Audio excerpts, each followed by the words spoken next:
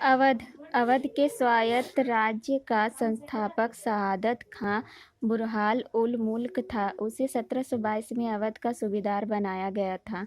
वह अत्यंत निडर, कर्मठ, दृढ़ प्रतिज्ञ और तेज आदमी था।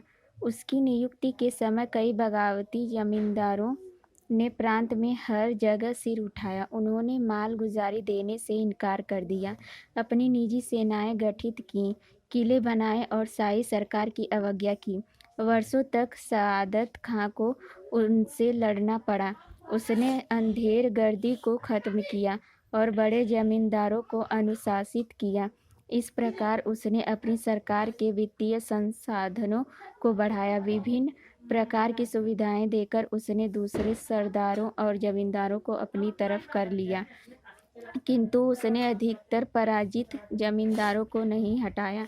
अधीनता स्वीकार करने और देय रकम भू राजस्व नियमित रूप से अदा करने पर सहमत होने के बाद उन्हें भी अपनी जगह पर पक्का कर दिया गया।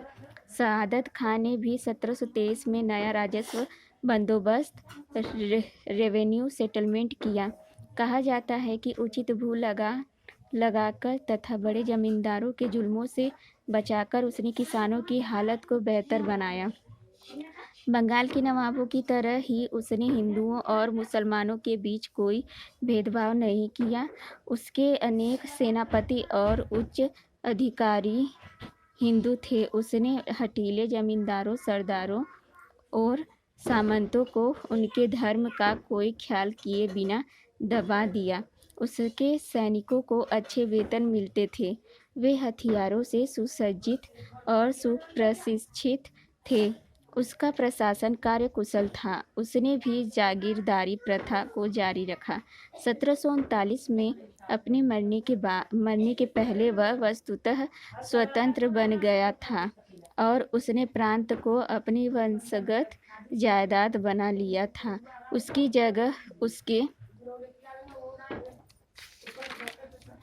उसके भतीजे सफदरजंग ने ली। साथ ही 1748 में उसे साम्राज्य का वजीर भी बना दिया गया। इसके अलावा उसे इलाहाबाद का प्रांत भी दिया गया।